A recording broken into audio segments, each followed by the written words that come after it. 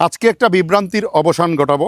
আমরা যদি একটা উদ্ভিদকে ভুলভাবে প্রচার করে দেই, ভুল নামটা বলে দেই, তাহলে সেইটাকে যদি কোনো ঔষধ হিসাবে কেউ ব্যবহার করে, তাহলে কতটুকু ভয়াবহতা মানুষের জন্য হতে পারে, আজকে সেই বিষয়টাই ব্যাখ্যা করব। এই যে আমি যে উদ্ভিদটির পাশে দাঁড়িয়ে আছি, এর নাম হচ্ছে অ্যাব্রাস প্রিকেটোরিয়াস।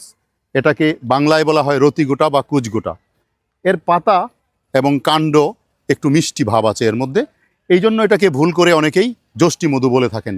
কিন্তু এটাকে যষ্টিমধু হিসাবে পরিচয় করিয়ে দিয়ে যদি এর শেকড় এবং পাতা কাউকে খাওয়ানো হয়, তাহলে জনস্বাস্থ্যের জন্য মারাত্মক হুমকি হতে পারে। কেন তাই বলছি।